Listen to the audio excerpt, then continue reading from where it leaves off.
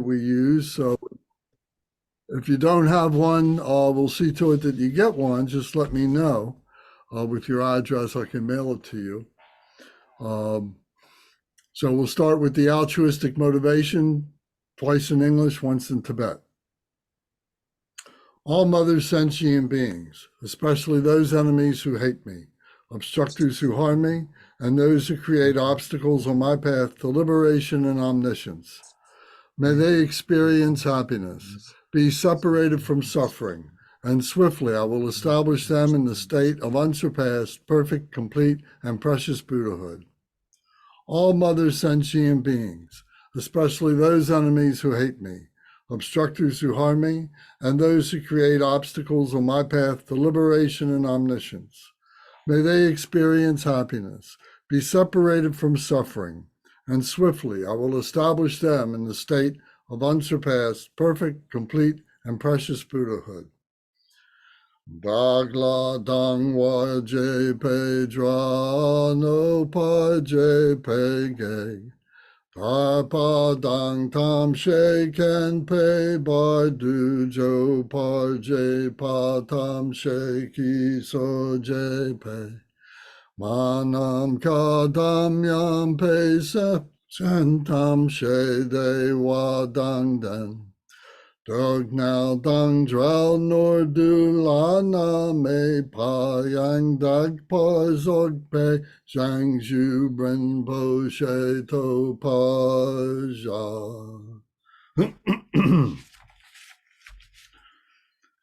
Thus, until I achieve enlightenment, I perform virtuous deeds with body, speech, and mind. Until death, I perform virtuous deeds with body, speech, and mind. From now until this time tomorrow, I perform virtuous deeds with body, speech, and mind.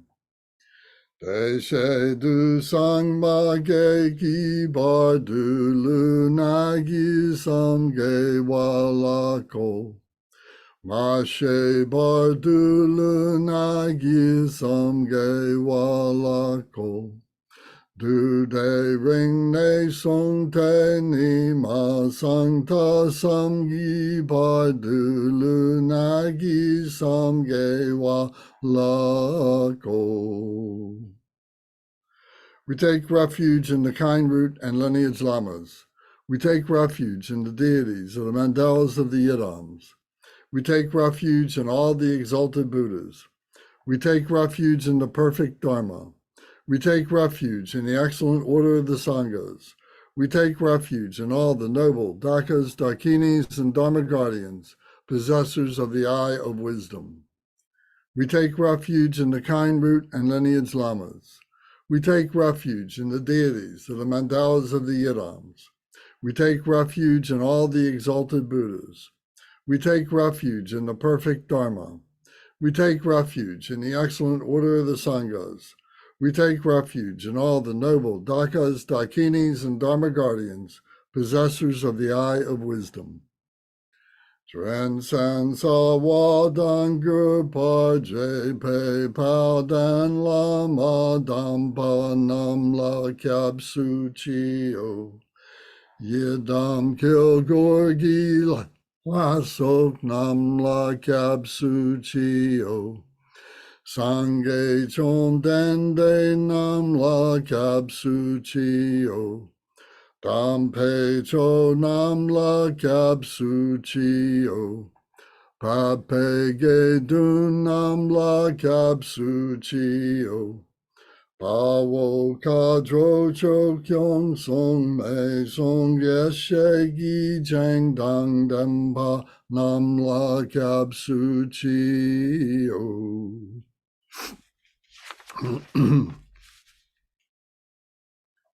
Until I attain the heart of enlightenment, I take refuge in all the Buddhas. I take refuge in the Dharma, and likewise in the assembly of the Bodhisattvas. As the previous Buddhas embraced the enlightened mind and progressed on the Bodhisattva's path, I too, for the benefit of all sentient beings, give birth to bodhicitta and apply myself to accomplish the stages of the path. Until I attain the heart of enlightenment, I take refuge in all the Buddhas. I take refuge in the Dharma, and likewise in the assembly of the Bodhisattvas. As the previous Buddhas embraced the enlightened mind and progressed on the Bodhisattva's path, I too, for the benefit of all sentient beings, give birth to bodhicitta and apply myself to accomplish the stages of the path. Shangshu Ningpo Chi Bar Sangye Namla Kapsu Chi Chodang Shangshu Senpai Soklang Deshin Kapsu Chi Jitar Nongki Deshegi Shangshu Togni Ke Padang Shangshu Sampe La Pala Te Dagrim Shin E Patar Te Shin Drola Pendandu Shangshu Samni Ke Gishing Te Shin Du Ni La Pala Rinpa Shindu La Pa Ji-o. In the Buddha, the Dharma, and the Sangha most excellent, I take refuge until enlightenment is reached. By the merit of generosity and other good deeds, may I attain Buddhahood for the sake of all sentient beings. In the Buddha, the Dharma, and the Sangha most excellent, I take refuge until enlightenment is reached. By the merit of generosity and other good deeds, may I attain Buddhahood for the sake of all sentient beings.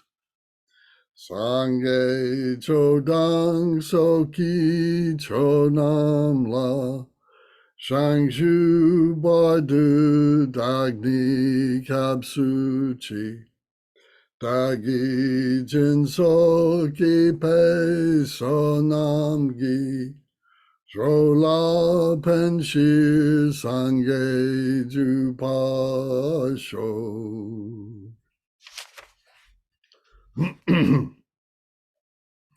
May all mother sentient beings, boundless as the sky, have happiness and the causes of happiness. May they be liberated from suffering and the causes of suffering. May they never be separated from the happiness that is free from sorrow. May they rest in equanimity, free from attachment and aversion. May all mother sentient beings, boundless as the sky, have happiness and the causes of happiness. May they be liberated from suffering and the causes of suffering. May they never be separated from the happiness that is free from sorrow. May they rest in equanimity, free from attachment and aversion. Manam kadam yam pesem centam she dewa dang dewe gerdang dempa jurchi. Dognal dang donal gi gudang drawar jurchi. Dognal me pe dewa dang midra war jurchi. May ring chak dang ni dang drawe dang namla ne par jurchi. Now if we can turn to page 12 in our book, the Sagari Mati requested sutra in English one time. Likewise, be extinguished. Extinguish all enemies to my purpose. Whatever evil forces are in me, be defeated. Do this so when I am victorious, all pure radiance melts into me, completely purified. Take all this knowledge, food and drink peacefully, enjoy it, and be satisfied so that all obstacles may be destroyed. Be liberated from all obstacles, all general obstacles. Maras are defeated by this gesture of the Buddha. By reciting this mantra, may all the Maras be purified. As a result, may all the Maras be defeated. Very good. Thank you all very much. Bernie has been working on the new website, buddhapracticedharma.org, and he's put the audio files for the Tibetan recitations, chanting of the opening prayers and the closing prayers. Some of the other prayers, they're on there. So if you go to the home page and just click on the audio page, it'll take you to the list of the different chanting. And the chanting is done by Kenshin Rinpoche and Kempo Soltram Tenzin from the Tibetan Meditation Center. So if you want to hear the way that the lamas do it in Tibetan, is very, very good. I mean, we try and be as faithful to it as we can, but they certainly have the ability to be able to do it authentically. So you might want to listen to that, and you probably could download it, and then you could practice it yourself over and over again to get the right phrasing and so on. So thank you to Bernie for doing that and for keeping up and doing the things with the website. You're welcome. There's a few title differences there, and we need to coordinate that. But you should be able to figure things out for yourself and so on. If you have any questions, let us know. There are reasons for everything. I won't explain it now, but there are reasons for everything. Okay, good. Was there a change in the website address, the URL? No, it's the same as before. Oh, okay. Exactly the same as before. If you've saved the link, it's there. Okay, so it's buddhapracticestudy.com. Right. .org, I thought. .com. It's always .com. Oh, my bad. Okay, I thought it was .com. Someone was Maya was asking. .com. Sorry. Oh, www.buddhapracticestudy.com. Okay, so tonight is really the first night of our next cycle of teachings for our Buddhist Study 101. So we've been using the Jewel Ornament of Liberation as our reference text, and we will continue to use that. And it has, many different sons and daughters that have come after that by other commentaries and so on by other teachers, and we can refer to them and compare them at time to time. But generally, we're following the structure of the Jewel Ornament of Liberation. So tonight we're going to kind of combine a little bit of Chapter 1, Chapter 2, and Chapter 3.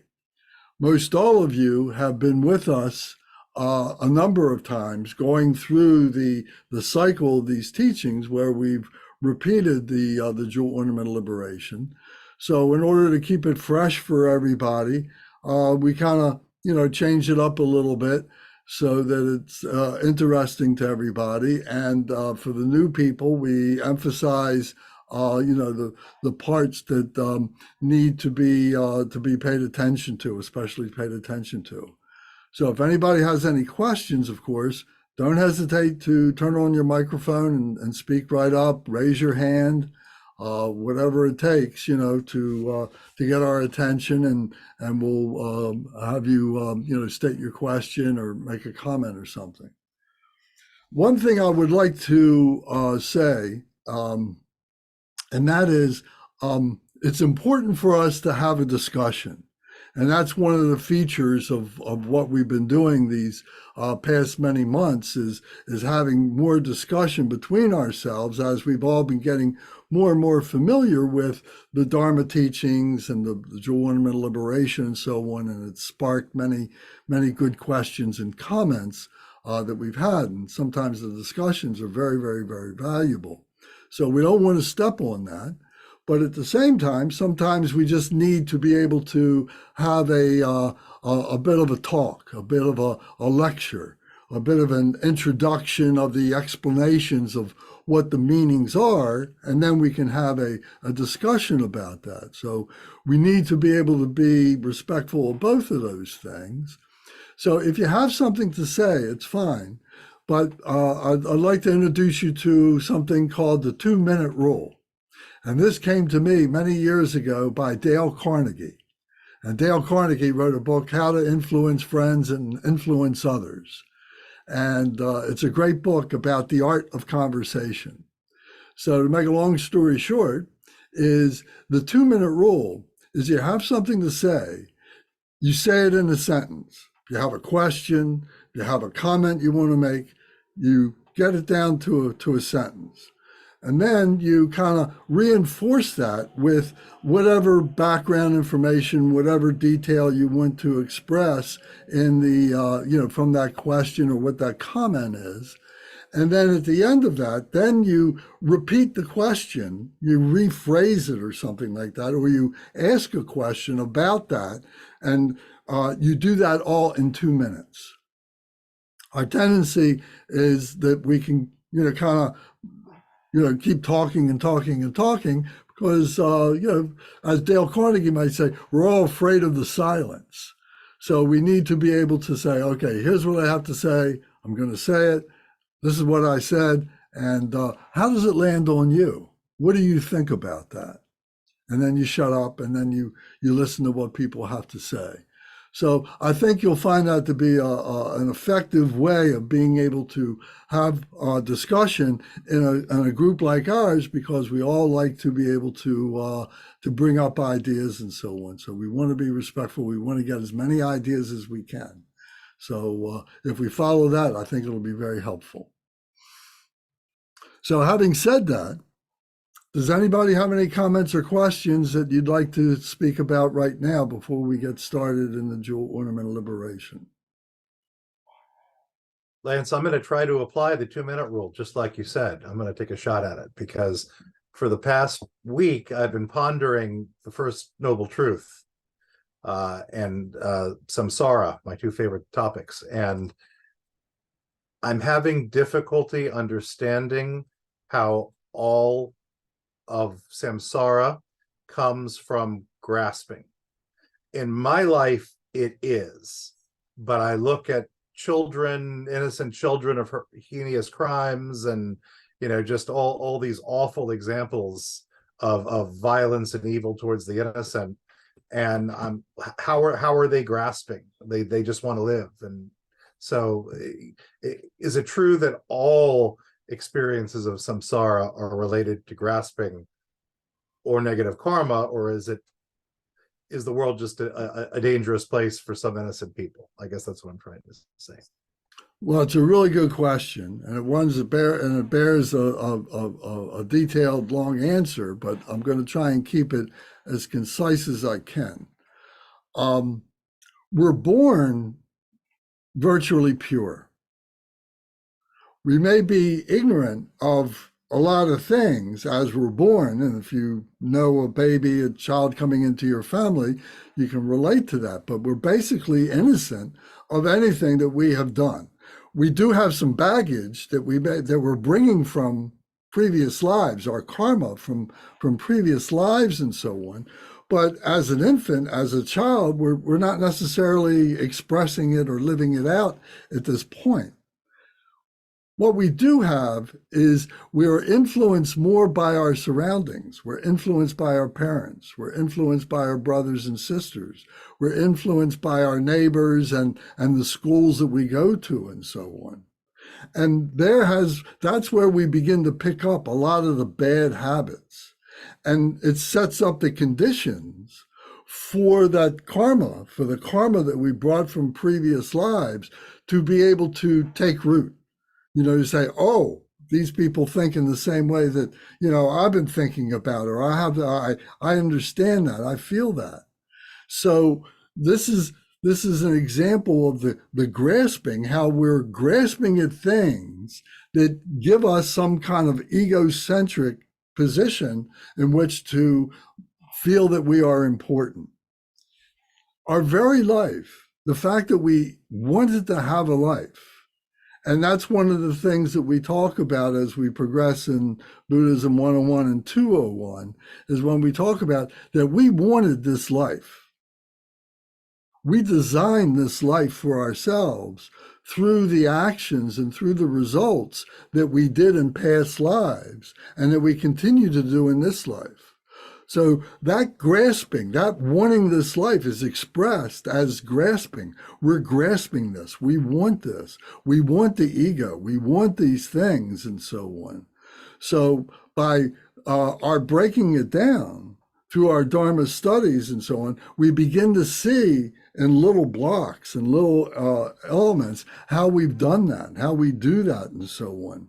So what we're trying to do ultimately is really to get back to that very childlike nature where we're pure, where we're simple, and we haven't gotten complicated and corrupted. We're trying to get back to that. So in the view of the enlightened ones, that's what we want to be, like children of the enlightened ones, rather than children of those who are all confused and are suffering from the graspings of ego identification. So does that make some sense to you?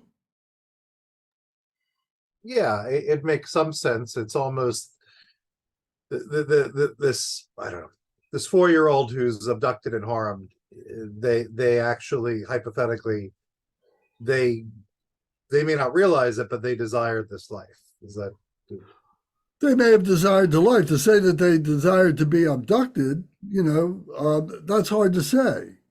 But the conditions were there. They wanted to be a human being, and when we get into deeper philosophy of the Dharma, we talk about that we choose our parents, we choose the situation in which we are to be born. That's hard to understand sometimes. It's hard to accept. But when you, as we progress along that conversation, you'll begin to see some pieces of a jigsaw puzzle fitting together and see how that makes sense in your life. And because you can see it in your life, you can then project it a little bit and see how it makes sense in other people's lives. We may not recognize all the details, but we will give them the benefit of the doubt that they're going through similar experience as well. That the conditions coming together for their experiences. Thank you. You're welcome. I mean, think of it this way. Think of the positive things that we have. I think everybody here has a good education. Everybody here lives in a good place. Everybody's living in America right now, or a free nation. We have all these possibilities that are really good and wholesome. Why do we have those? It's, because of our karma, because of the conditions that we were born into, the karma that was born into these conditions. Yes, it's all of that. So it's not just bad things, it's good things too.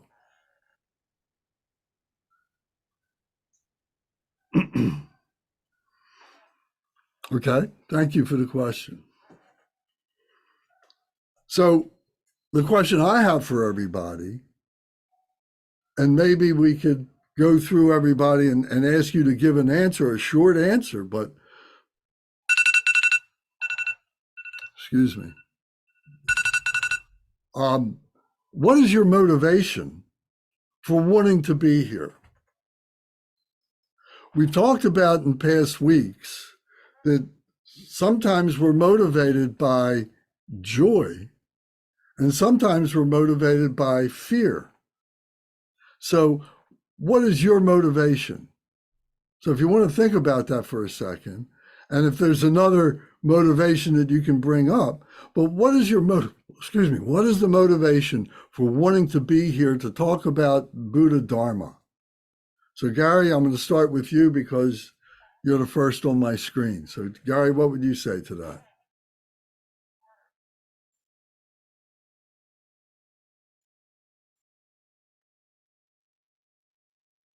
Well, to discover something about universal truth bigger than the myself, the me, that I've been focused on most of my life, because I've been taught to do that.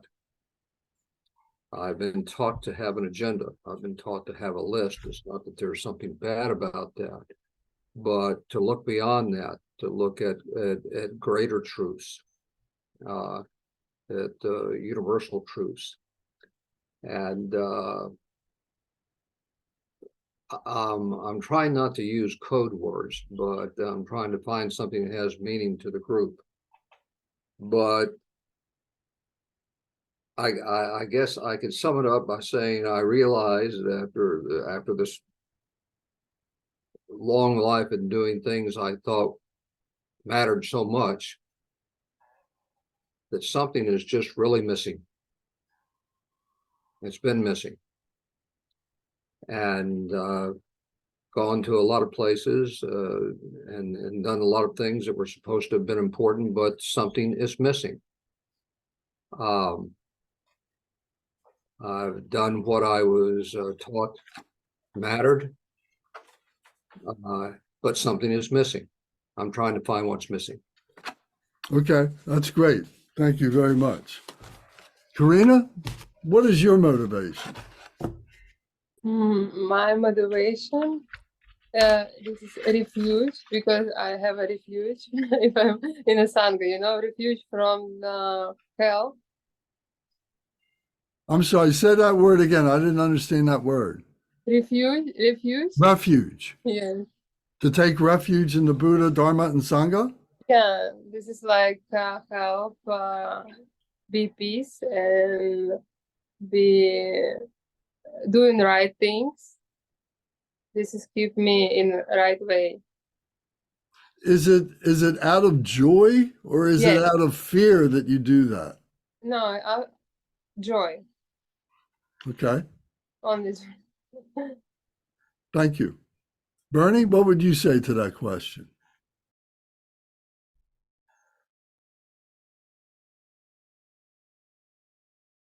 Of course, we have been together for a long time. My motivation is, you said that you wanted to you had expanded the activities of the Sangha online. Oh God, sorry.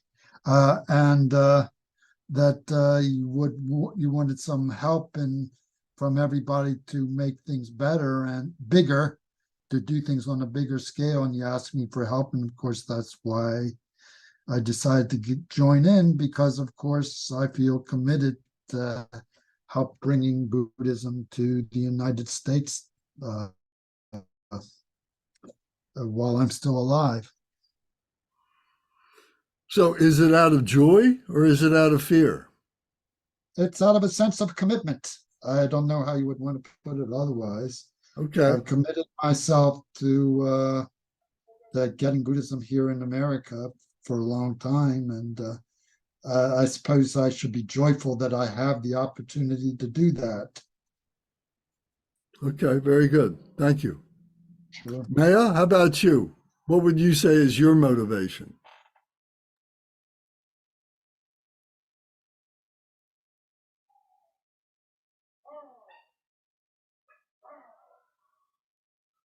Maya, you turned your microphone on. I can see it. I unmuted it, but we can't hear you. Can you hear me now? Yes.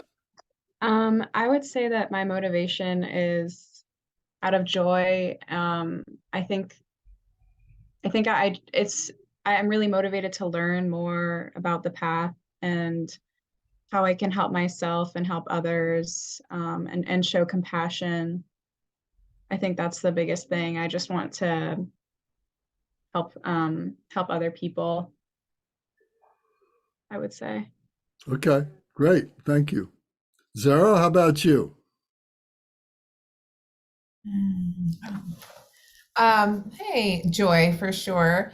And so this is like not a PC response, but this was the real response, Lance. I was curious intellectually to understand Buddhism because I've been coming in and out of it. It was a theme that kept coming in and out of my life. People, and I kept saying there's something there, kind of a little bit like what Gary was saying, like there's something missing, but Buddhism kept reemerging. And at this point, it originally was a curiosity and trying to understand the system of Buddhism, because there was all this stuff I thought I understood. And so Now it's joy, because as I've evolved with you, Lance, now I want to be the very best human being in my life. I have made a commitment to dedicate my life in the service to others. And I want to be the very best ambassador of a human being. And Buddhism is the simplest way for me personally to understand how to do that in the most productive manner with the body I have and the blessings I've been given. Terrific. Thank you very much. Matthew, what would you say? What is your motivation? Well, I don't know. I think my motivation for practicing Dharma in the first place, or my interest in it, was a lot of suffering. It's just, yeah, a lot of suffering, and similar to what Gary was saying, I guess, in a chance of like what I was doing was it wasn't it. It wasn't gonna my attempts of alleviating the suffering, all of the ego stuff. It doesn't work, and the suffering became too much, and then for whatever reason, Buddhism called to me. It's been many years ago, and I have faith that there's an answer for me on some level within the Buddhist path. So I guess in that sense, maybe it's a bit of a more the joy or fear thing's throwing me, but I'll try to be succinct. But and then in terms of like this group specifically, why I come here and why I make it a priority to come here every week, I think is more out of a sense of joy. One, in the sense of I really enjoy you all, and I've never had a sense of community around Dharma practice. And you all are wonderful people, so I enjoy you all on a personal level. And then I feel like in this group, with how you teach, Lance, and how it is, I feel like it's actually providing me a path where I feel like, okay, I can actually do this now. Like I might actually be able to do this for real, and like actually transform myself. So I guess in that sense, it's probably more joy to be in this group particularly. But I think if I was really honest with myself, a lot of my Dharma practice has come from fear and not having as much joy as I would like it to have had, now that I think about it. So it was fear of not succeeding, or explain the fear just a little bit. Fear of just not being able to take the suffering anymore. I guess if you could call that fear. I don't know what you'd call it, but that's my motivation of just being on fire with suffering, and it's like you got to put the fire out, and this seemed like. So the Dharma might be a method for you to be able to do that. That was the driving force, yeah, for me. Okay, yeah. That's good. Thank you. Yeah, Brendan, how about you? How would you comment on this? There are two very major reasons that are pretty much co-equal or close to it as to why I'm here and why I am practicing Buddhism. And the first one is rooted originally in fear. And that is that as long as I can remember, I've been a pessimistic person and not someone with an abundance growth mentality. I've been pessimistic. And so I've wanted through meditation and through the Dharma to find a way to overcome that pessimism, that sadness. And so and really put things in perspective and not take my fears so seriously. And so that the origin would be fear, but now moving into joy. So the other reason, 1B or maybe 1A would be that Lance, I've talked about my love of the music of your youthfulness. And when you listen to songs like Magical Mystery Tour by the Beatles or Ride Captain Ride by Blues Image, and what I really think about is going to a deeper level of consciousness and a deeper level of awareness and understanding. And some of that music really kind of captures that for me. And so to me, it's about cultivating a sense of mystery and wonder and learning what there is out there spiritually that I don't know yet, and discovering that. So, and that's very much rooted in joy. Very good. Thank you very much. You're welcome. I appreciate all the honesty that everybody and the thoughtfulness that you're putting into this. Faiza, how about you? How would you describe your motivation for this? My motivation is that I wanted to break the cycle, and that's what I tell myself when I find myself doing something that's considered toxic, or someone's treating me in a way that I don't particularly like. So I just have to remind myself that if I don't break the cycle, I'm just adding to it, in this life and the next life, and in the mechanisms of karma. So um, I would very much like to break the cycle. And that's a really big motivator for me. And the practice really helps me put that into place, and just set it in my mind. Did you recognize joy as an element of that, or is it something that came as you became more involved with this? Did I recognize what? Sorry? Joy.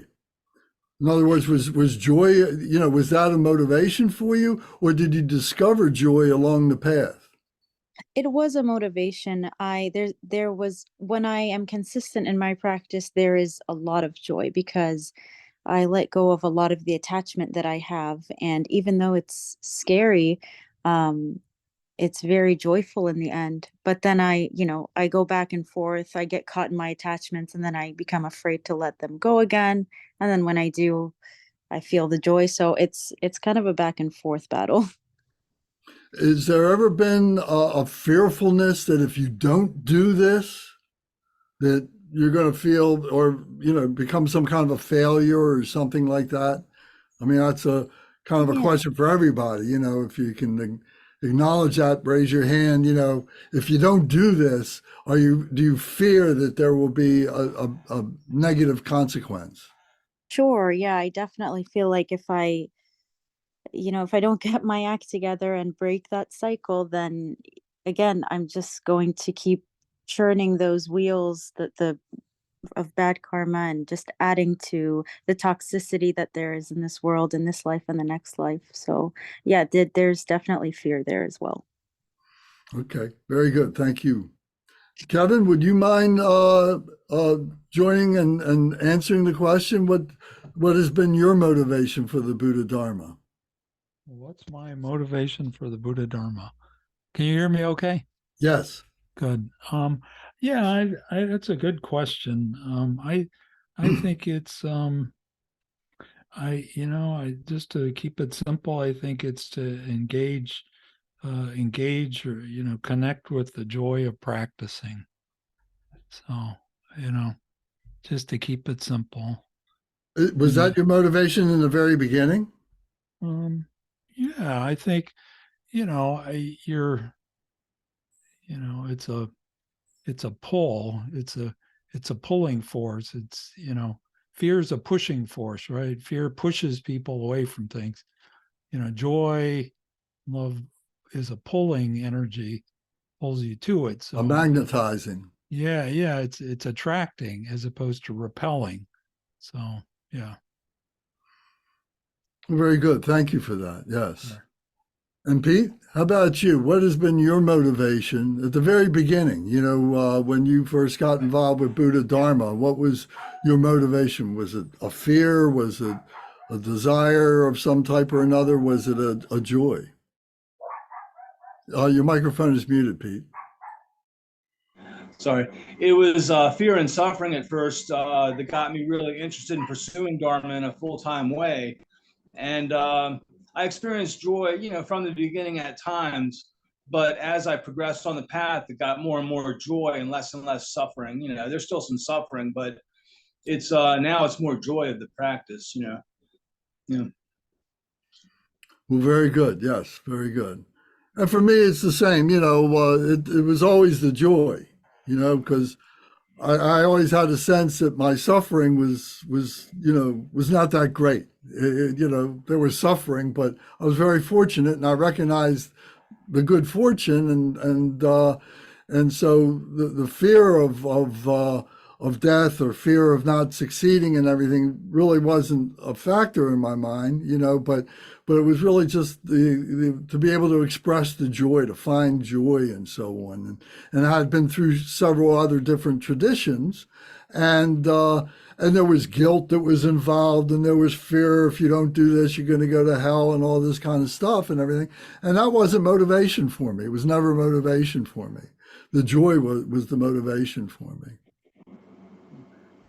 So the reason why I've asked this question is because if anybody has the Jewel Ornament of Liberation or has the outline book that we prepared for each chapter, if you have a copy of this, and if you don't have it, I can give it to you, I can provide it to you, or if you have a copy of the Jewel Ornament of Liberation, chapter 1 is called the primary cause, Buddha nature. So what this is saying, our primary cause for having this life, this goes back to what Brendan was saying, was asking about, what's this grasping about? So one way of saying we're grasping this life because we want to have some kind of ego identification, but also there is, we want this life because maybe we want to help other people. And we see that having this life is going to help us to do that. And by doing that, it's going to help us personally to kind of purify ourselves, to iron out, our rough edges and so on like that. So, and that's, further along, in an advanced evolution of a spiritual being who might recognize that. But nevertheless, we all might be there and haven't recognized it yet for ourselves in this very life yet. But as we progress, you may come to see that. So the primary cause is our Buddha nature, to recognize that we are Buddha, that we are capable, we have the potential to be awakened to the peace, to be awakened to the causes of peace, to be awakened for the non-virtue, the things that pull us away from the peace, and be able to make the decisions, the choices that that will allow us to have that peace and so on. So in this, so this is the chapter, the first chapter, chapter 1 is the primary cause. The second chapter in the book is the working basis. And the working basis is our precious human life. So this is the way that we are experiencing this whole phenomenal nature as through the view of being a human being. And a human being has a physical aspect, has an intellectual aspect, but also has a spiritual aspect. So for most human beings, all they recognize, all they see is the physical and to some degree the intellectual. And there's no connection at all with the spiritual for a lot of people. But then there's other people that do have more of a balance of all three. They will recognize the spiritual along with the physical and along with the intellectual and so on. So the working basis is what we have to recognize our Buddha nature, what this nature is, and not just being a human being, but being nature, that we are nature. We are part of nature. We are the knowing aspect of nature. Trees are nature, but they don't know. Human beings have the basis, have the ability to be able to know, limited as it may be. We don't know everything. And one of the problems of being a human being is we think we can know, and we start chasing that, and we wind up, getting in places that maybe we shouldn't belong because our ego takes over, and we can know. We got to do this. We got to do this. So the next chapter after this is the contributory cause, what it is that helps us to recognize what our true nature is, to recognize what it is to be a human being, and to recognize our Buddha nature. And that contributory cause is the teacher, is the the spiritual master, the one who has been there before and is able to articulate that experience to us, at least the method in which was being used, and that we can apply that method to ourselves, who we have a degree of uniqueness, and we should embrace that. We don't have to run away from that, but we can benefit from the experience of others so that we don't have to constantly, all human beings don't have to be reinventing the wheel over and over and over again. We don't have to make the same mistakes over and over again. We can develop the happiness and the peace, which gives us that peace, which means we don't have to be yearning. We don't have to be constantly looking around the corner for the next thing or something like that. We're peaceful. We're happy where we are. We're satisfied. So these first 3 chapters, you see, are setting this stage. So in understanding a little bit deeper of this, of the Buddha nature, we look at what we call the 5 families of the Buddha. So the 5 families of the Buddha is the disconnected family, those beings who only recognize the physical, have some degree of recognizing the intellect. They could be quite smart, but they have no connection at all to the spiritual. The spiritual is there. The spiritual is potential for us all. It is part of the phenomenal nature. It is part of all beings to have this spiritual nature. But we have this ability to recognize it as human beings. So we could say ordinary human beings, and then there's precious human beings. So the ordinary human beings won't recognize that or have a small recognition of it. So this disconnected family is identifying that group. So I think all of us have identified ourselves in this little session that we just had as being beyond that. We're certainly not there. We're looking at spirituality as part of who we are, and we're looking to be able to define that and so on. The next family is the indefinite family, or the dubious family.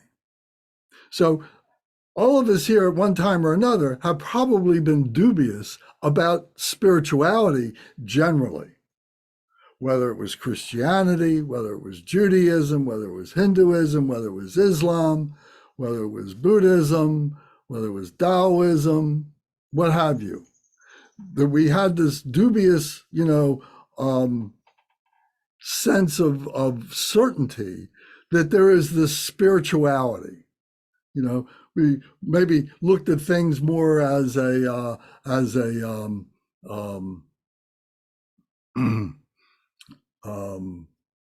can't think of the word now, the extreme of eternalism and nihilism, as nihilist, as saying, oh, I can do anything I want. I'm not going to be paid. There's no afterlife or something like that. And then when people would speak about it, I had a dubious, I don't think that's true. But then some people would be motivated out of fear in that situation to say, well, maybe there is a hell, and maybe I will go there.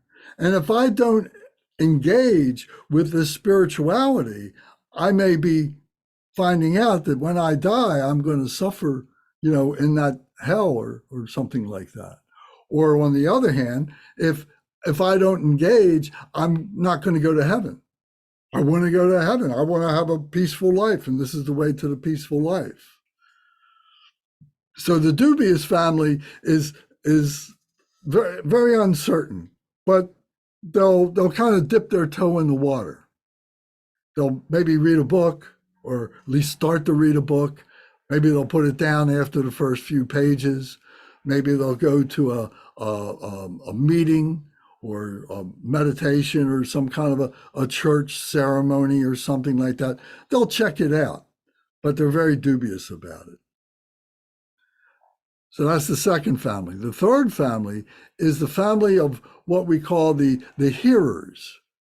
And the hearers have several different names depending on how you look at it. But the hearers are those who are making some degree of a commitment to give this a try. And the reason why they're trying this is because if they don't, they're going to suffer more than they're suffering already. So they're moving out of fear. So again, we may have experienced that, or we're experiencing that now. And it's no problem unless we don't try and understand it more. If we just suppress it and put it aside, that's not a good thing to do. We want to be awakened. We want to know the good stuff. We want to know the bad stuff. We want to know the differences so we can make the choices, because ultimately we're responsible for those choices. So the hearers are listening to these things, they're taking it in and so on. Maybe they're beginning to practice, they're engaging and so on, but their motivation is a selfish motivation. They may come along after a period of time and realize, wow, this is really great. And they find the joy in it for themselves. But then they say, you know what? I want to share this with my family. I want to share this with others. I want to share this with beings who are suffering, who are ignorant of this, who don't know about these things. I want to share this joy with them. I want to share this understanding that I've come to and so on. So this is all part of the hearer family. It's a selfish motivation. Then the next family is called the solitary realizer family. And this is the family who are like the hearers. They have taken in, engaged in the teachings, engaged in the practices, and they have achieved a certain level, an evolution, a certain breakthrough of realization of how this all works, and that it is very good. But they still have a selfish motivation for it. They see the suffering of others, but it's their fruition from this suffering is what their goal is.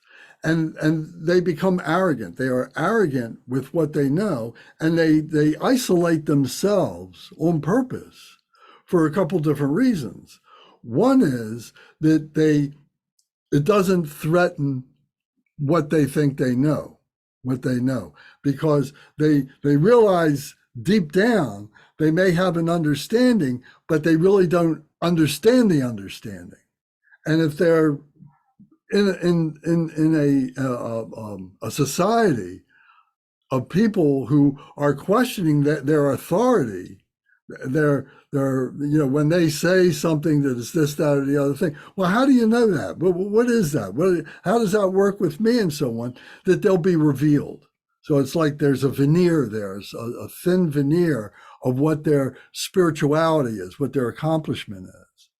This is the solitary realizer. Another thing about the solitary realizer is they want to seem omnipotent. They want to seem that they discovered this on their own, that they are unique. This is part of why they have this arrogance. They don't want to share the source of their teachings. They don't want to share the source of their teachers and so on, and the books and the things that they have accomplished, the practices, because they want to remain at this level of pseudo certainty that they are where they think they are. So their motivation is also selfish because they're only thinking of themselves. This is the solitary realizer. So that's the first four. So the last one is called the Mahayana. The Mahayana is the great way, or the middle way, the great practice, the great vehicle. And with this is where human beings begin to really realize their spirituality, and they create a balance between that spirituality and their ego, their physicality, their intellectualism, and their spirituality. So it's like that three-legged stool. You know, when it's just physical and intellectual, it's a two-legged stool, and it's very difficult to maintain a balance. But with a three-legged stool, when you introduce the spirituality, that stool will stand by itself. So recognizing that and being able to sustain that is the Mahayana, is the one who is on the path, who is firmly on the path, and who realizes that their spiritual nature and so on, who has realized the Buddha nature, who realize that they have this precious human body, and to realize that they are receiving teachings from the teacher.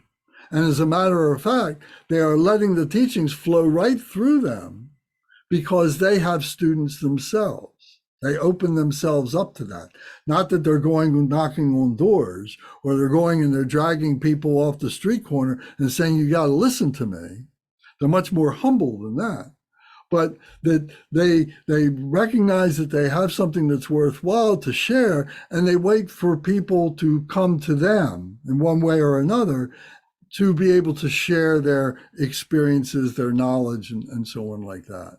So it becomes part of their nature. It becomes part of their true nature. So this is part of having a precious human life, is being in that state. So, and being able to articulate these five families of the Buddha, gives us a sense of who we are, where we are, and maybe why we are, or at least to create the question for ourselves, to be able to investigate further, which will lead to more and more confidence and certainty, stability, and so on like that. Does this make any sense to anybody? Does this anybody have any questions or comments about this? Why do they call it the families of the Buddha? Like, what's the family part? Because everybody has Buddha nature in them. All sentient beings have Buddha nature. That they may not recognize it, but it's there. I mean, that is a fundamental premise of the Buddha Dharma, that no one is excluded. And if we just replace the word Buddha with awakenedness, of the potential to be able to realize who you are, where you are, why you are, and so on, then maybe it takes away that, spiritual, religious connotation to it or something like that.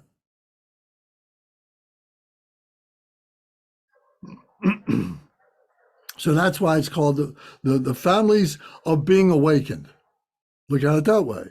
The families of being awakened. Some people are just stone ignorant. They don't care and they don't want to care. Some people are dubious about it. And some people are doing it because they're afraid if they don't do it, something worse is going to happen to them that's already happening to them. And then there's the other ones who are just full of joy and just want to be part of that and spread that. So it's that notion that we all have Buddha nature within ourselves. We all have that potential of awakenedness. That's why it's called the 5 families of the awakenedness.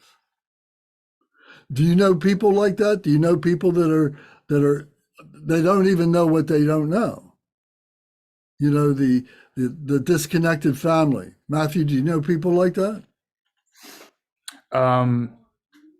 Yeah, I've been like that at times in my life.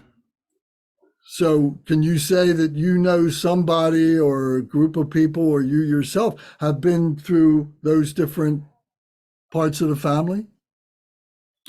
Yeah, certainly. I've at different times, kind of depending roughly. So I don't know if I've ever been Mahayana family, but some of the other ones, some of those qualities, and kind of straddle between them even now, some a little bit. Okay, good. Does anybody else want to make a comment about this? Can you see, what we're talking about here? I've been a hungry ghost, Lance. For real. I beg your pardon? I've been a hungry ghost before. Oh yeah. 2017, Rehoboth Beach, Delaware, which should have been the happiest place on earth. And I was miserable, and it was my own darn fault. I was a hungry ghost. Yep. And what was the cause of your misery? Doubting my marriage, lust. Okay. Yeah. Could it have been dissatisfaction or insatiability? Yeah, I mean, it was fundamentally a lack of gratitude. Okay. Gratitude. That's really what it was. Lance, I was just gonna comment, this is Zara, that listening to you go over each of the 5 families, like that's sort of, you know, what I think about when I look at all like my direct experience with monotheistic religions, with Christianity and Islam, is like, if you don't do this, you're going to hell. Like everything is just fear-based. And so when you asked that question in the beginning of the session, I came to Buddhism because I was looking for, like, I wanted to walk towards something from like in a positive way, right? I was tired of running from this idea of I'm escaping hell, or like if you don't do this, God's gonna get you, right? Like that just didn't settle well, like the idea. But that is how my family exists. If you don't pray 5 times a day, so just kind of the symmetry of what you're describing within this framework, I'm listening to you, I'm like, yep, that all resonates. It's profoundly just universal, the idea of how it's used. So thank you for doing such a great job explaining. Well, you're welcome. Thank you. And you can see why this is the first chapter of the Jewel Ornament of Liberation. Gary, you have your hand up. It's my perception that we live in a world, and in various religions or ways of thinking reinforce this, where consequences are hanging over our heads like the sword of Damocles. If you don't, then, and this was my story from the beginning of my life.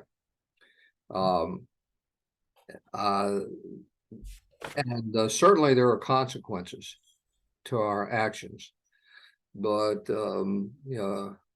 ownership of our destiny by doing and living and being could be emphasized more, especially as we're growing up, as we're young and we're going through our childhood and forming our worldview and our view of other people and how we should relate to them. But we have consequences counted into us. And I think that what happens is we become not only receivers of consequences, but issuers of them in our lives.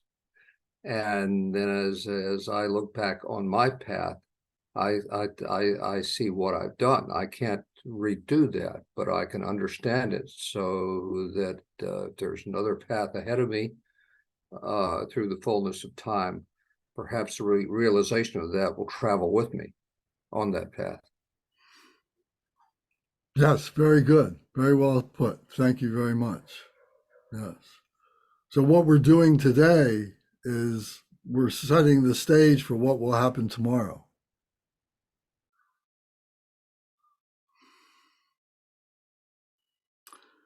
So let's talk a little bit about the Buddha. Last week we told the story of the Buddha, Shakyamuni Buddha, the historical Buddha, lived 2,600 years ago. And he attained enlightenment in his lifetime, and he could not give anybody enlightenment. We don't have that ability to give anybody enlightenment. Everybody has to realize their own enlightenment. So the only thing that we can offer to others is the method by which we attain whatever level it is that we attained, so that maybe it'll be helpful to them to guide them to attain their enlightenment, their awareness, their liberation from suffering, their freedom. All these are all pertaining to the same thing, to this peace of mind. You know, the goal of being a complete human being, to be a balanced human being, that our physical body, our intellectual body, and our spiritual body all in harmony and in balance with each other within ourselves, and then in the macrocosm with all of nature, all of other beings in society and so on like that. That's a very difficult thing to be able to comprehend, and a much greater difficult thing to be able to accomplish. But we set forth in whatever way we can to come to some kind of harmony with that. So the Buddha, Siddhartha Gautama, the historical Buddha, he, in his method to teach, he began with what became called the three vehicles. The three vehicles. If we look at it that we're standing here and we want to get to the result, to the goal, and there's a pathway for us to go from here to that goal, we need to traverse that pathway, and that there is a vehicle, there is some kind of device or whatever, you know, intellectual device or physical device, whatever, a vehicle for us to be able to put ourselves into that will take us safely to reach the goal. So, of course, the analogy might be, you know, we're here right now and we want to get to New York, wherever you happen to be living, and there's a pathway to get there. You need a vehicle to be able to get there. So whether it's a train, a bus, an airplane, a car, you're walking, whatever. So the first vehicle is the vehicle of discipline. So this was the fundamental thing that the Buddha taught, was this discipline that we need to be able to control ourselves. We need to learn to control ourselves. We need to control our physicality. We need to control our intellect. We need to be able to focus, to say, okay, this is where I want to go, and why am I having trouble, and what do I need to do to get rid of the trouble so I can get to my goal. So this discipline is the fundamental thing. So we call that, so that's called the Hinayana. So the Hinayana is like the fundamental vehicle. It might be, you know, in some translations it's called the lesser vehicle. But a lot of people take issue with that, you know, and I don't blame them, you know, but I look at it that it's so important. Without the discipline, without the Hinayana, you can't expect to do any of the other things that the Buddha taught about. It's so fundamental. So that was the first thing, was the discipline. While he was talking, and he had the audience of 50 years of meeting people through all of northern India as he was going about teaching and so on, that he was teaching, and he was teaching the Hinayana, he was teaching the discipline, but he was also, in the midst of teaching that, he was also teaching about what's called the Mahayana. So the Mahayana is the great vehicle. And we just went through and just said that, you know, the Mahayana vehicle was where, you know, human beings are in balance. They have this balance, this realization of their spirituality and so on. They have a balance in nature and so on as a tangible goal, if you will. So he was also teaching that. And not everybody heard those words. Not everybody was able to put those sentences together. They were hearing the discipline, and good that they did, because they needed to hear that. But the middle way, the middle teachings, the middle path, the middle vehicle was just kind of going over their heads. They weren't catching it. You know, they were thinking about, and well, they should, about the discipline. But there were those who did hear that. And they were developing, they were evolving as they were hearing those. They were in the audience as well. At the same time, the Buddha was also teaching of what we call the indestructible wisdom vehicle. He was teaching what it is to be a Buddha, what it is to be awakened, what it is to have accomplished that, to have realized that, to have overcome the ego and all the defilements and so on, all the confusions that we have, to be able to overcome all that, and now to be able to recognize that we have this Buddha nature, we have this awakened nature within ourselves. And what does that mean? How do I live that? How do I express that? How do I express it to myself? And then how do I enjoy that in the midst of all this other stuff going on?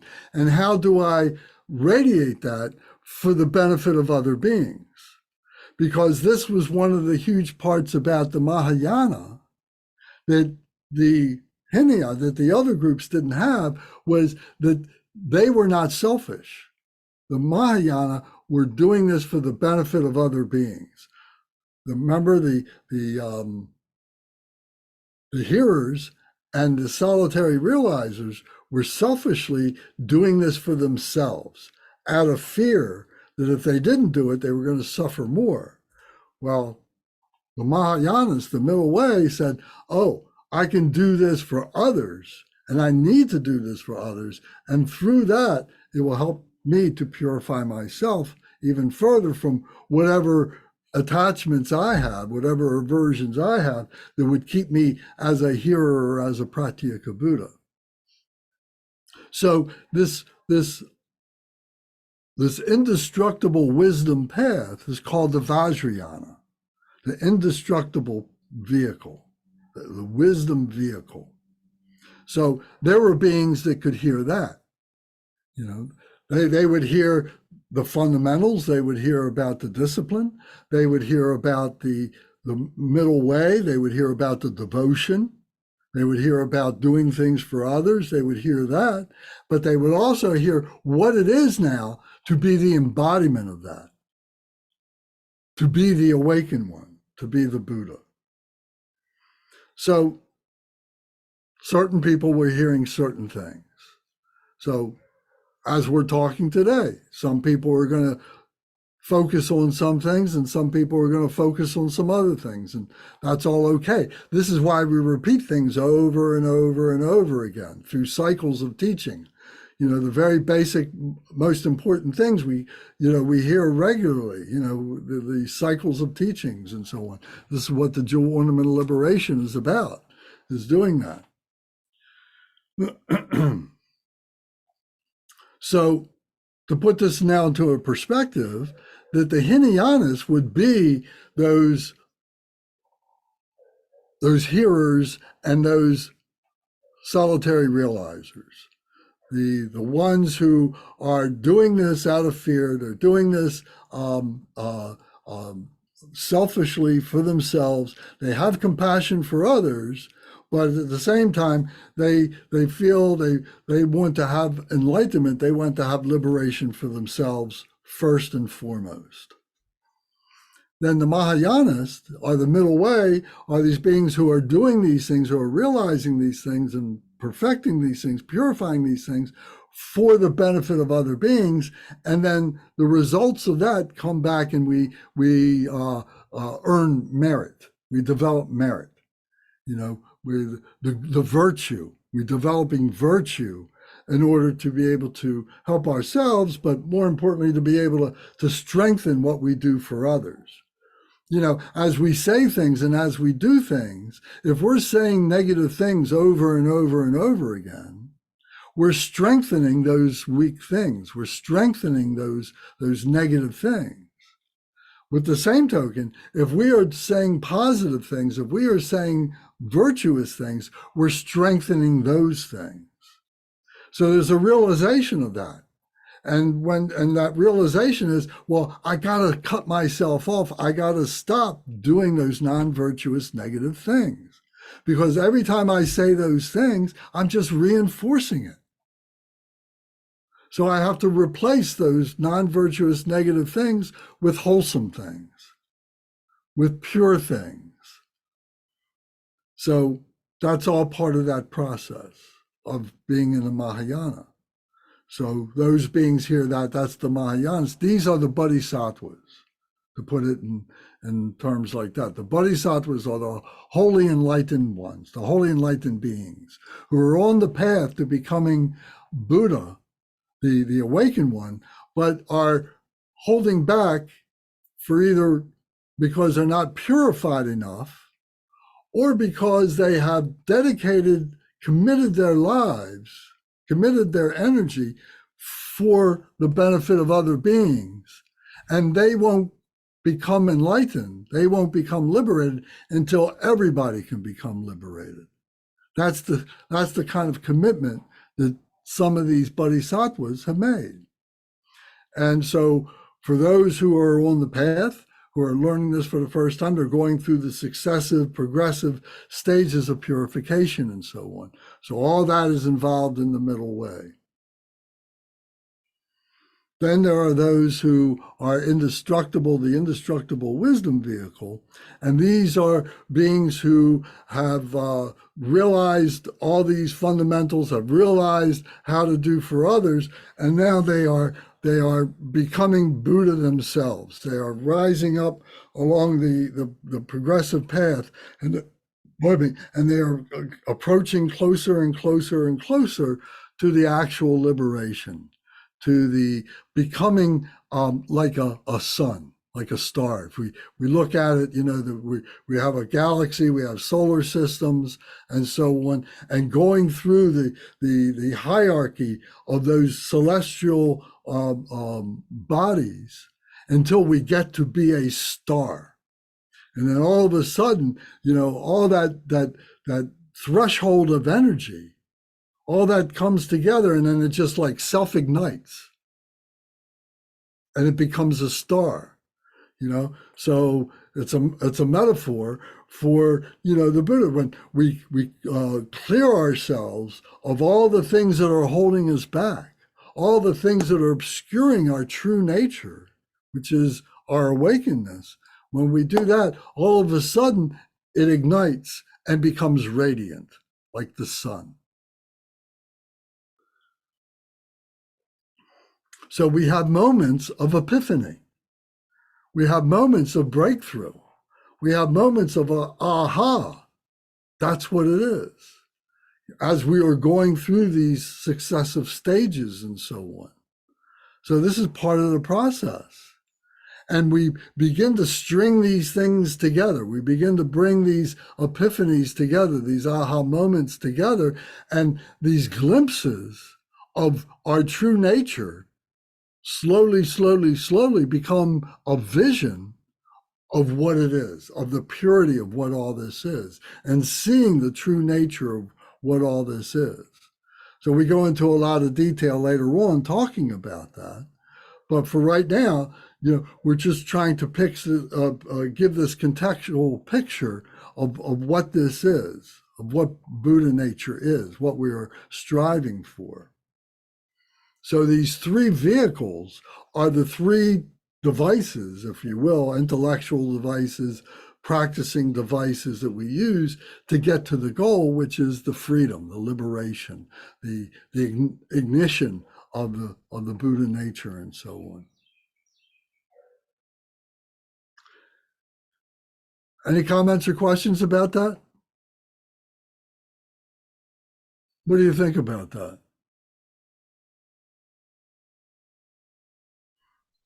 Hi, Lance. It's Alex.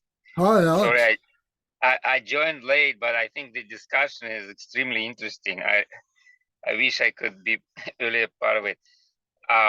You made me think this analogy about the vehicles, and I kind of had this moment of maybe epiphany, like what you said.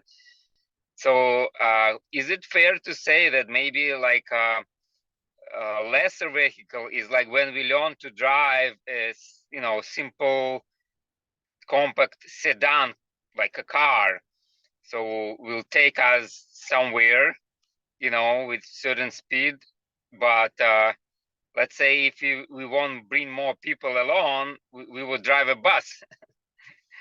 And in the bus, you cannot go faster than other people who is within the bus. You have to come with those people if you want to drive, if you want to be a bus driver. And sometimes, well, it takes a little bit extra, so to speak, powers to get over big obstacles, like a mountain range or an ocean. And then you would go and fly an airplane. But it will take quite a bit more extraordinary work and powers to be able to fly an airplane and bring even more people with you. And is that a good analogy, you think? Yeah, I think that's a great analogy. I don't think I've ever heard that before, but that's really, really good. Thank you. Yeah, so as in the Hinayana, then in the beginning stage, we're riding a motorcycle, or maybe we're a motor scooter, or maybe a small car, like you said. But then as we progress and get to the Mahayana stage, now we're driving a bus, and then get to the Vajrayana, and now maybe I don't know, a good analogy. You said maybe the airplane. Maybe that's the best analogy, because now we can just go above all the suffering, above all the clouds and so on, and we can go to another land. We can go to the land of enlightenment or something like that. The Buddha field. The Buddha field, yes, and then some of those airplanes, what, they can carry 300 people or something. A bus, the biggest bus, maybe you can carry 50 or 100 people at the most. But the airplanes can carry much greater numbers. So it's a good analogy. I like that. Thank you. Has anyone ever been on a Greyhound bus overnight for $55, $60? Have you been on that trip? I've done a day trip, but I haven't done an overnight trip. Alex, I've done overnight. Yeah, it's fun. Well, I had the opportunity to sit next to someone who was having a psychotic break for 12 hours. That was the only open seat. No one was speaking in tongues because I couldn't afford like a flight. And your analogy was great because we had to keep stopping because there was so much fear at this point. But I was listening to you tell that analogy, thinking about riding a literal bus, and we were only able to go so far because of the passengers inside the vehicle. So I was like, that analogy really, I was like, you're right, like, holy cow. But yeah, like there's so many things, but I just chuckled a little bit at your analogy. It made me, it's very real and very practical of analogy. You got a lot of diversity on a Greyhound bus. You never know what you're going to get. Okay, thank you.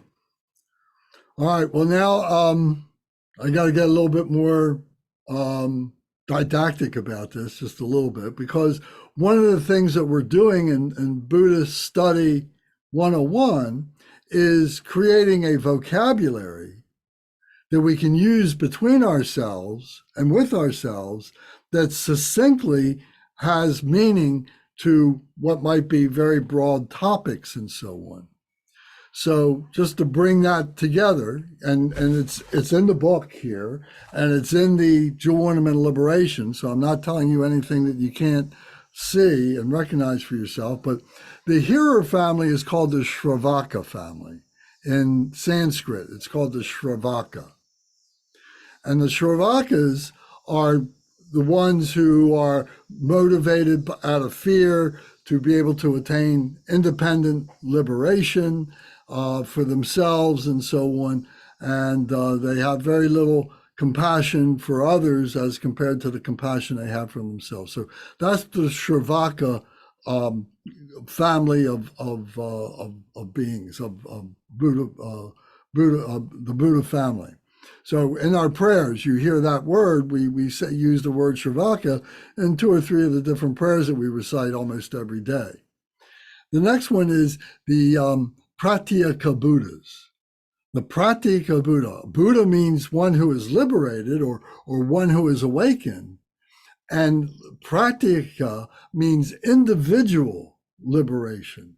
that they're interested only in their own individual liberation, not the liberation of others. And they have realized a certain level that is greater than what the Shravaka has accomplished. Okay. Another word for the Shravaka and the Pratyeka Buddha is an Arhat. And you probably have seen that written.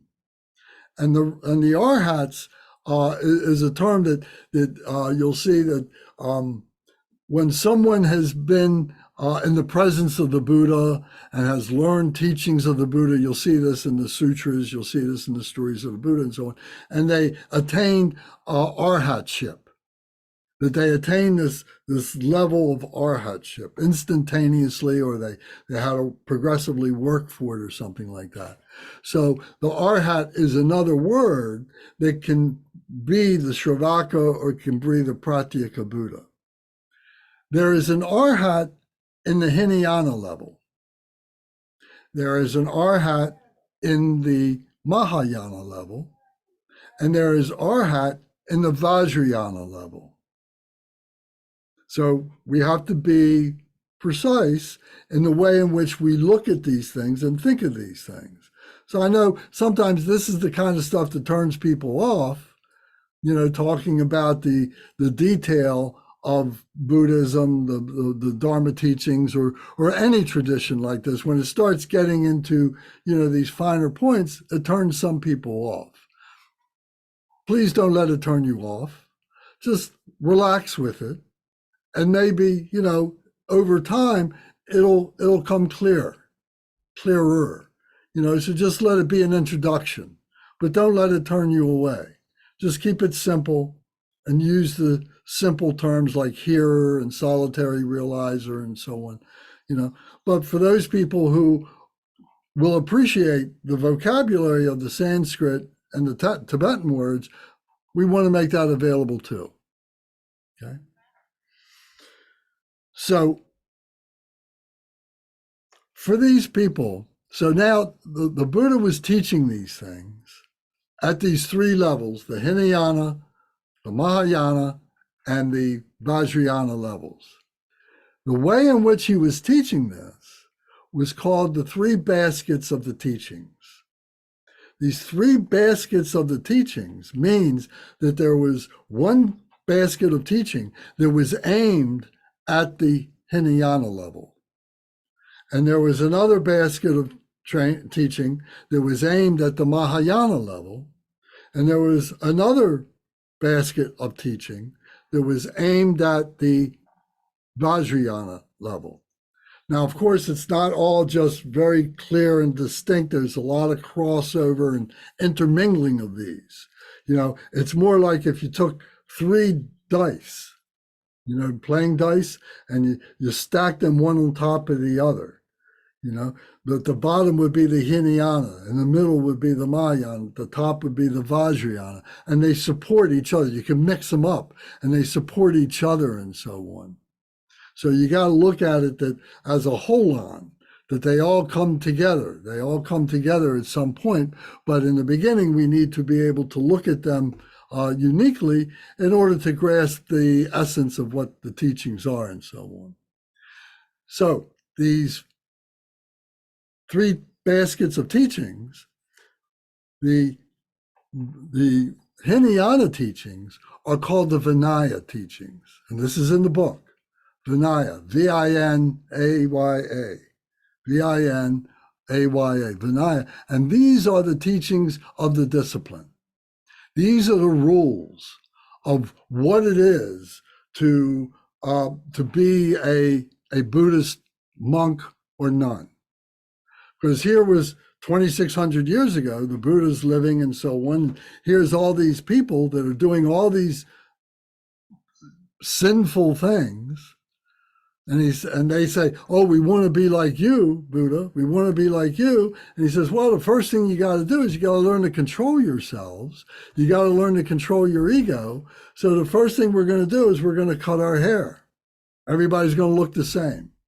Then we're going to take off our clothes and we're all going to put on the same robes. Everybody's going to look the same.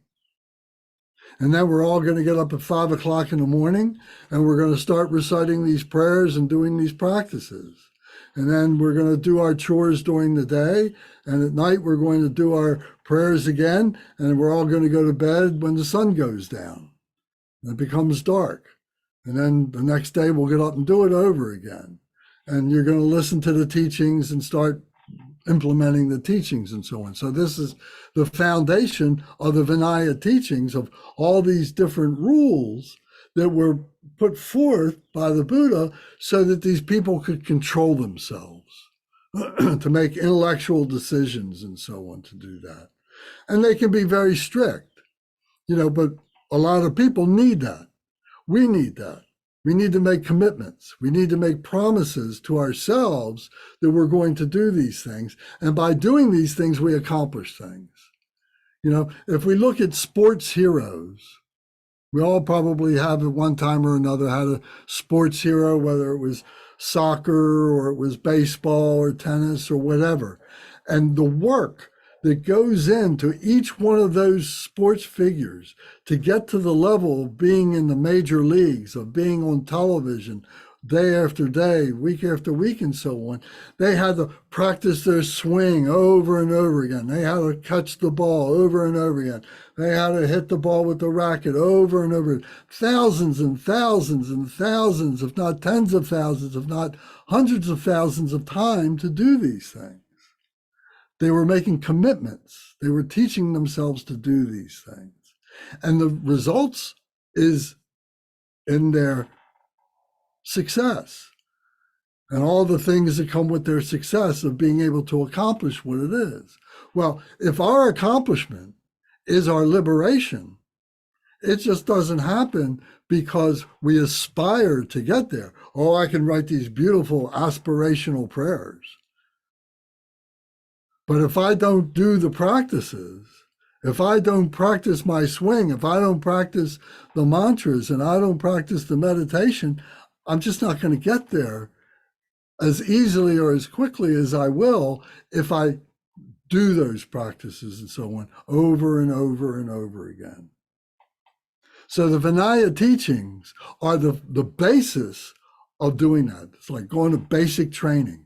It's going to elementary school. It's learning how to do the very basic things, So this is creating ethical self-discipline. And these are the teachings of the Hinayana.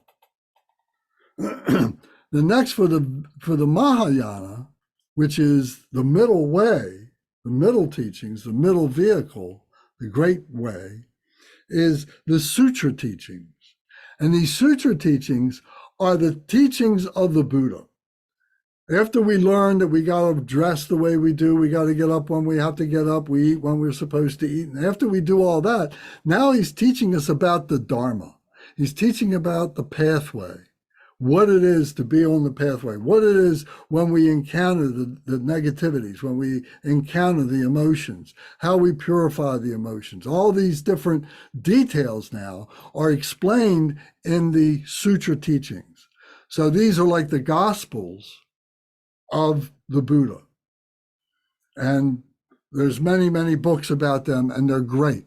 And I've started reading them, and they're magnificent.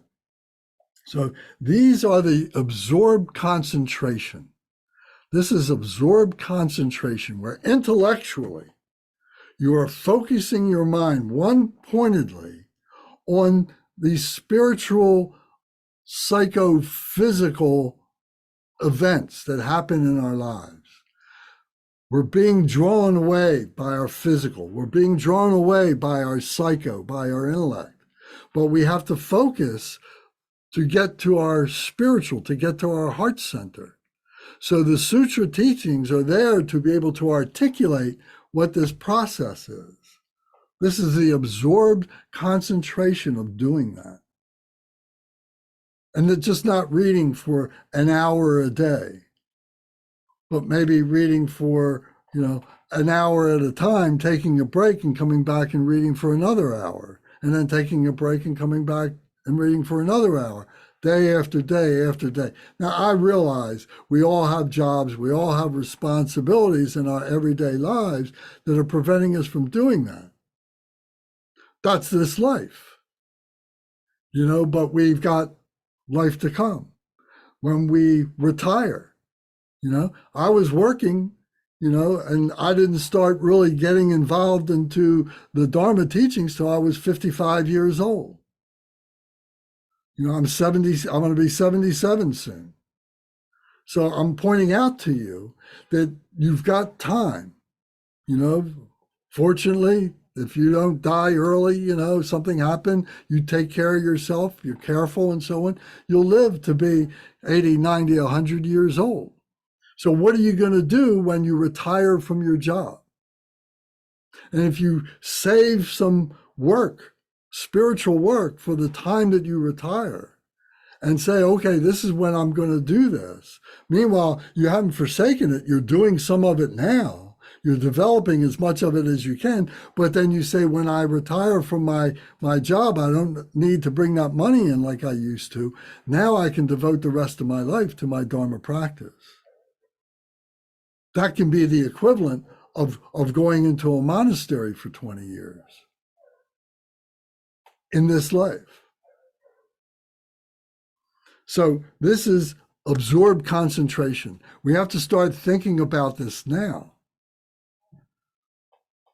So then the third teaching, the third basket, is the Abhidharma. It's called Abhidharma.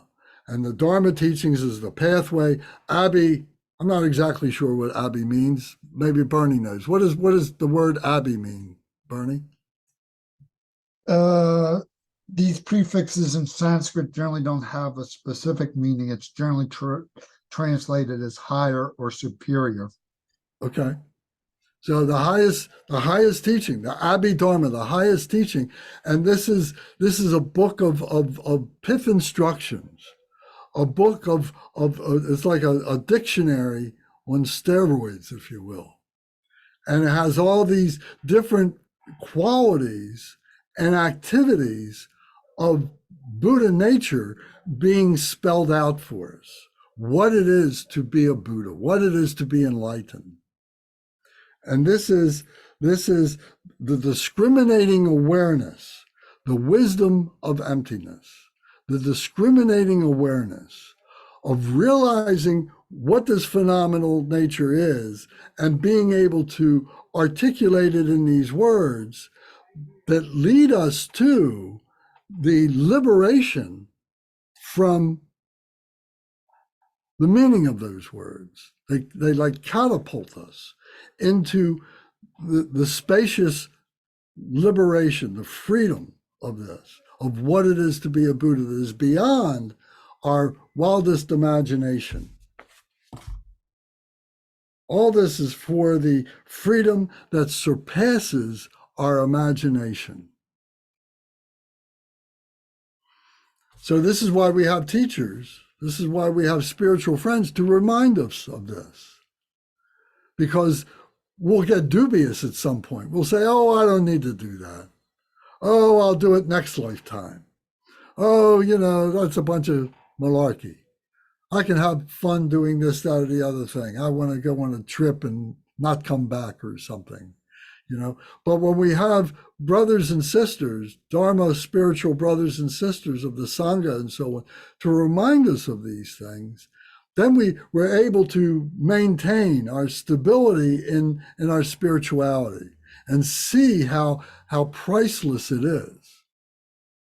We've already put a price on our lives by the jobs that we have, the possessions that we've had. We've already put price tags on everything. But this stuff here, it's priceless. And you don't need a whole lot of it, or the material things, the books and the teachings. You just need the focus and the time, the concentration to be able to accomplish the result of freedom.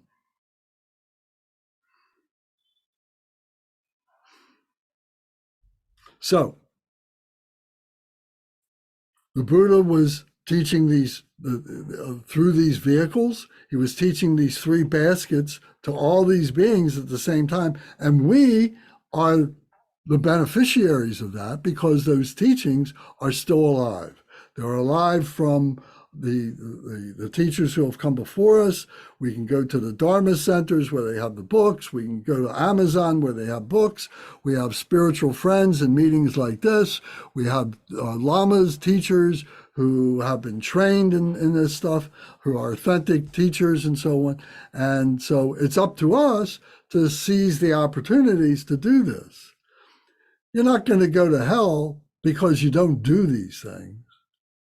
You know, if you're going to suffer the consequences of your emotions and so on, or the results of your emotions, it's because of your actions, it's because of the activities that you go into and so on. But if you do good things are going to happen to you. But if you don't do these good things, that doesn't necessarily mean that you're being threatened with going to hell or something. So we talked about that before. We talked about the 6 human realms. So I'm not going to go into that.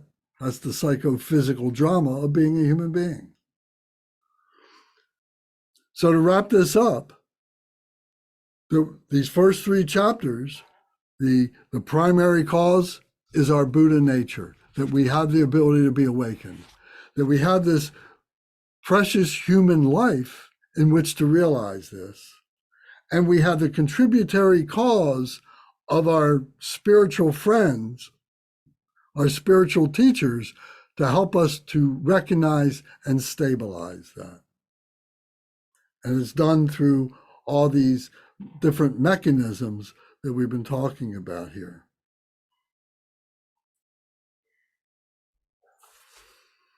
So I hope this helps. Anybody have any comments or questions? And if this was too much, tell me that so I can tweak it for the next time. Lance, this was quite helpful. Thank you. I wouldn't change a thing. But I have a question on a Pratya Buddha. So earlier I brought hungry ghosts into this discussion. So is not great as it sounds to be a Pratya Buddha.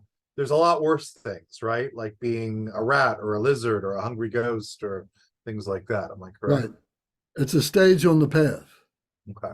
Thank you. And it's better than some, but not as good as some others. Yeah.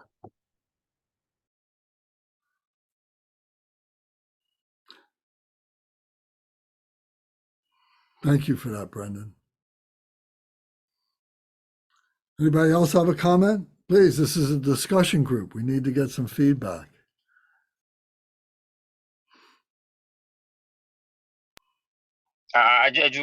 It's Alex here. I just want to say it nicely summarizes about 3 vehicles. Maybe I don't know if it's but and many teachers often mention these 3 vehicles and try to put in perspective, and whenever they present the teaching, they try to clarify where this teaching belongs to, what kind of vehicle, right? And in that context, they all often mention Dharmakaya, Sambhogakaya, and Nirmanakaya, right? So could you connect these 3 also, or is that a very different realm, so to speak, of knowledge, of wisdom? Yeah, I think that gets a little bit, off the mandala that we've been building here. There is a definite relationship and so on, but you can have those 3 kayas, the 3 bodies of the Buddha, in the Hinayana, the Mahayana, and the Vajrayana. They are present in all 3 vehicles. So, but to go into them right now, I think would be a little too abstract for our conversation today. Yeah, that's okay. I was just, maybe that's better really for later discussion. Yeah. And that's, that's part of the lesson here is by, saying I'm going to work on a certain part of the book and I'm going to chew on that for a while and I'm going to digest that before moving on to something else, which is all interconnected with each other. We can't chew on the whole book all at one time. And the more that we do this, the more we see how the progressive states, because the Jewel Ornament of Liberation is called the stages of the path, the stages of the path to liberation. So we will appreciate that more and more the more times we go through the stages of the path.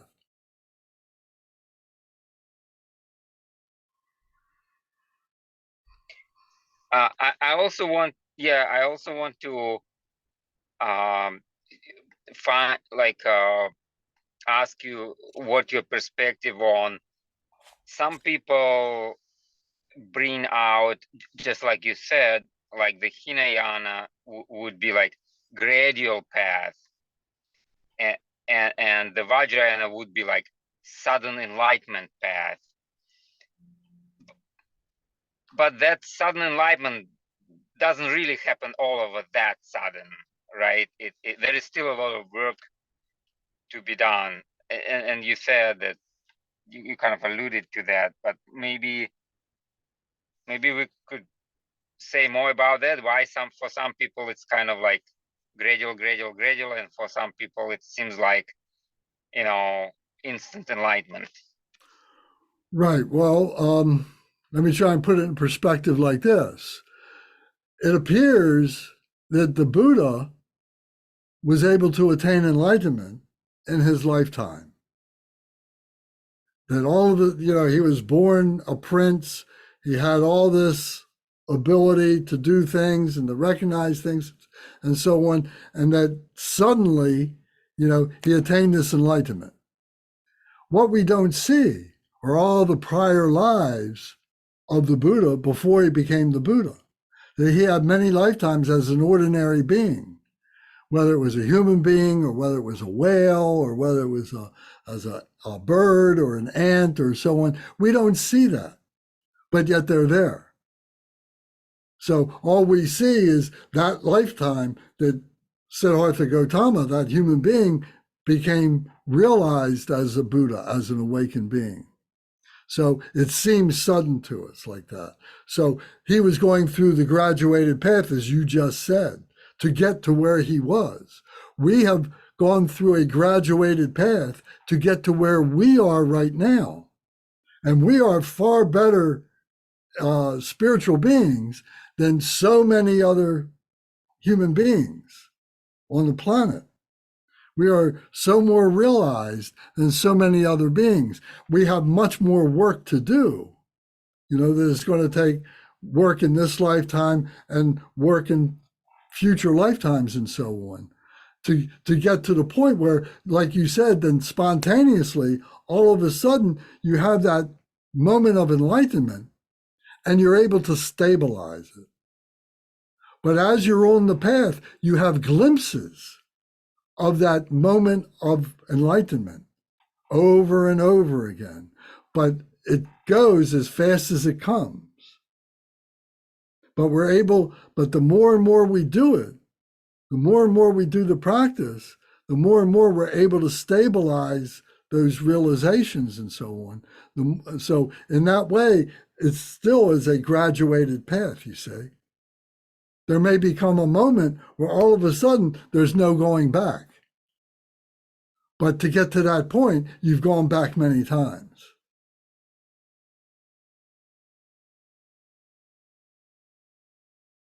Yeah, thank you. I think that helps clarify this point, and also that point about stability. That I think in my dream I even had like some kind of like really, really interesting kind of consciousness expansion moments that, very hard to put into words, but it doesn't last very long until I wake up. And and I wish that would last longer. But yeah, Well, I that's the still, dream yoga. That's dream yoga, and that's something, to be developed along with meditation yoga. We're learning the tools to how to do that. So the dream yoga is very useful, and we can, ultimately we can control our dreams to a large degree, enough to let them go.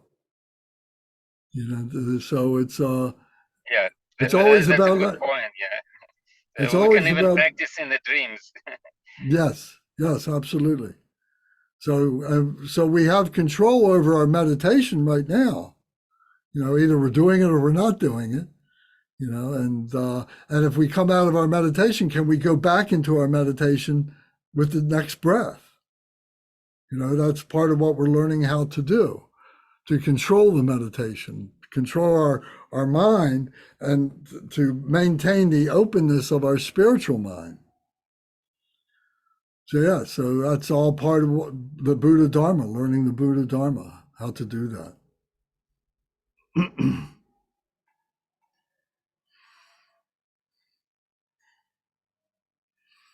Okay. Well, unless somebody else has something to say, again, I hope this was helpful, and we'll continue to talk next week because there's more things to talk about. In terms of the spiritual master, we need to be able to identify the 4 thoughts that turn the mind to the Dharma. So we were talking about fear, we were talking about truth, we were talking about compassion, we were talking about joy as the motivation. So now we need to put that into a prayer that we can repeat over and over again to help put our wheels on the track each and every day. The 4 thoughts that turn the mind to the Dharma. So those 4 thoughts are embedded in these chapters of chapter 3 and chapter 4 and chapter 5 of the Jewel Ornament of Liberation. So we've studied these before.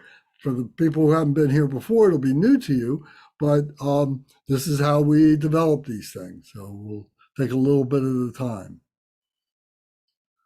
So if anybody needs one of these books, I'll be glad to send it to you. Let me know if you need one of the prayer books. I'll be glad to send that to you, whatever I can. And if you want to have a conversation sometime on the phone during the week or whatever, we can make time for that too. So thank you all very much for coming. I hope this was helpful.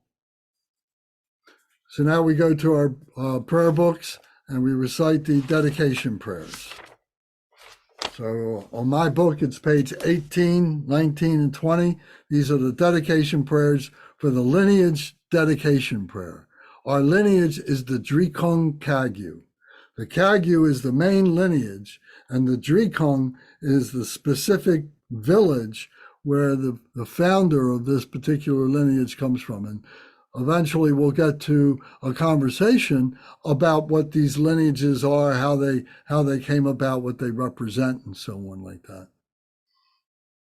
So we recite in English, starting on with the dedication. Dorje Chang, Talopa, Naropa, Marpa, Milarepa, Dormalorgampopa, Pagmadrupa, and Lord Drikumpa. Please bestow upon us the most auspicious blessing of all the Kagyu Lamas. By this virtue, may I achieve the all-knowing state, and may all who travel on the waves of birth, old age, sickness, and death cross the ocean of samsara by defeating all enemies, confusion, the cause of suffering. Bodhicitta, the excellent and precious mind, where it is unborn, may it arise. Where it is born, may it not decline, but ever increase higher and higher. I pray that the Lama may have good health. I pray that the Lama may have long life. I pray that your Dharma activities spread far and wide. I pray that I may not be separated from you. As Manjushri, the warrior, realized the ultimate state, and as did Samantabhadra, I will follow in their path and fully dedicate all the merit for all sentient beings.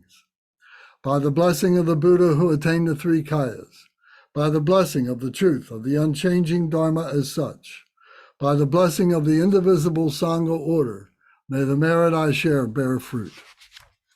By the virtues collected in the three times, by myself and all beings in samsara and nirvana, and by the innate word of virtue, may I and all sentient beings quickly attain unsurpassed, perfect, complete, and precious enlightenment. May the teachings of the great Trikumpa Ratna Shri, who is omniscient, Lord of the Dharma, Master of interdependence, continue and increase through study, practice, contemplation, and meditation until the end of samsara. Glorious, holy, venerable, precious kind root and lineage lamas, divine assembly of yidams, assemblies of bodhisattvas, yogins, yoginis, and dakinis, dwelling in the 10 directions, please hear my prayer. May the virtues collected in the three times, by myself and all beings, all sentient beings in samsara and nirvana, and the innate word of virtue, not result in the 8 worldly concerns, the 4 causes of samsara, or rebirth as a Shravaka or Pratyeka Buddha.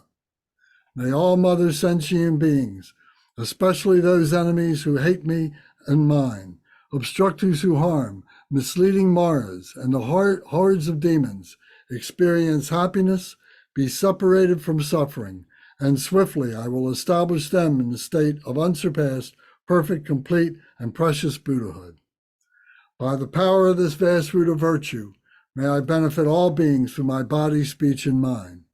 May the afflictions of desire, hatred, ignorance, arrogance, and jealousy not arise in my mind. May attachment to fame, reputation, wealth, honor, and concern for this life not arise for even a moment.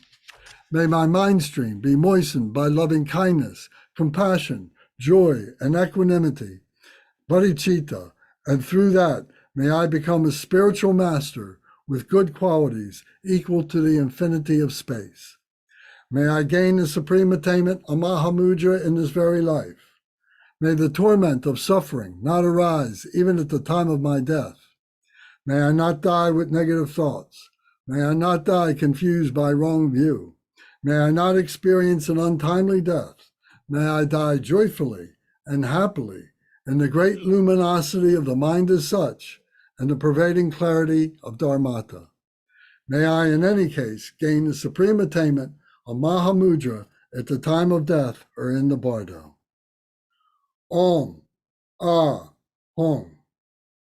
Om, Ah, Hum. Om, Ah, Hum. May my body, speech, and mind become inseparable with the body, speech, and mind of all the enlightened ones for the benefit of all sentient beings. Thank you all very much. Thank you. Hey, Lance, Bernie's still on? I'm sorry? Bernie's still on? Yes. Hang on for a minute, okay? I got Okay. something to tell you. Okay, very good.